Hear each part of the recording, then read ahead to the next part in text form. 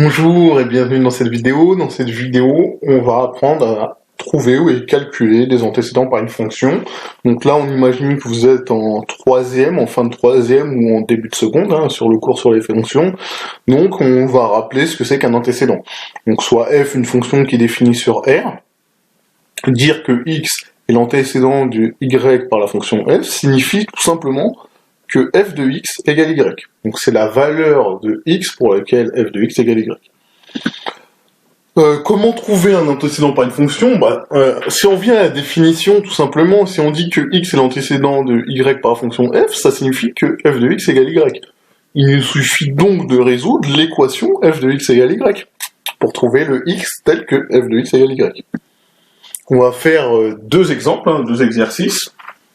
Donc soit f défini, c'est même un seul exercice, soit f défini sur R par f de x égale 3x moins 5, on nous demande de trouver les antécédents de 3 et de 5. Donc on va séparer l'exercice en deux façons. Déjà on va calculer l'antécédent ou les antécédents de 3 par la fonction f, ici il se trouvera qu'il n'y en a qu'un seul, et ensuite on va calculer l'antécédent de 5 par la fonction f. Et ce qu'on a vu tout à l'heure, c'est qu'il fallait résoudre donc f de x égale 3. Pour trouver l'antécédent de 3 par la fonction f, il faut résoudre f de x égale 3. f de x égale 3, mais f de x c'est quoi? C'est 3x moins 5. Nous on cherche x tel que f de x égale 3. Donc on va faire 3x moins 5 égale 3. Là c'est une équation classique du premier degré qu'on sait résoudre. Donc on va mettre les termes en x à gauche, les termes sans x à droite. Pour avoir que des termes en x à gauche, je vais faire plus 5 de chaque côté. Donc 3x moins 5 plus 5 égale 3 plus 5. Autrement dit, 3x égale 8. Si 3x égale 8, ça signifie que j'ai 3x sur 3 égale 8 sur 3. D'accord? On divise par 3 de chaque côté pour avoir x tout seul ici. Mais ça signifie que x égale 8 tiers, tout simplement. Et que donc, l'antécédent de 3 par la fonction f est 8 tiers. En effet, si on remplace 8 tiers, si on remplace x par 8 tiers dans f, on obtient bien 3, en effet. Maintenant, on va chercher l'antécédent de 5 par la fonction f. On va résoudre f de x égale 5, tout simplement. f de x, c'est quoi? C'est toujours la même chose, c'est 3x moins 5. Donc, on a 3x moins 5 égale 5 à résoudre. On fait comme tout à l'heure. Je vais ajouter 5 de chaque côté pour avoir que des termes en x à gauche. Donc, typiquement, il me restera 3x égale 10.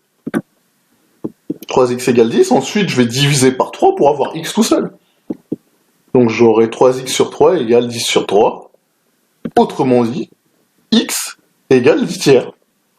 Donc, 10 tiers est l'antécédent de 5 par la fonction f. Autrement dit, l'antécédent de 5 par la fonction f est 10 tiers. En effet, si je remplace x par 10 tiers dans f, j'obtiens bien 5.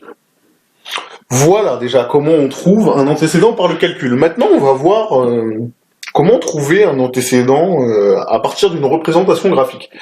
Donc on a une fonction f là, qui est tracée en bleu. On nous demande de trouver le ou les antécédents de 2 par la fonction f. Et c'est très simple. Comment je fais? Je me mets sur l'axe des y en 2. D'accord? Je trace une droite, d'accord? Une droite horizontale. Ok, j'ai des points d'intersection avec la courbe. Donc j'en ai deux, cette fois-ci j'en ai deux. Qu'est-ce que je vais faire pour trouver les antécédents? Je vais descendre sur l'axe des abscisses. Donc, comme antécédent 2, il a 1, d'accord? Quand je descends sur l'axe des abscisses, ici je suis en 1. Et sur l'autre point d'intersection, je suis en 4. Donc les antécédents de 2 par la fonction f sont 1 et 4. D'accord? Tout simplement. Voilà comment on trouve les antécédents pour une fonction. J'espère que vous avez apprécié cette vidéo. À bientôt.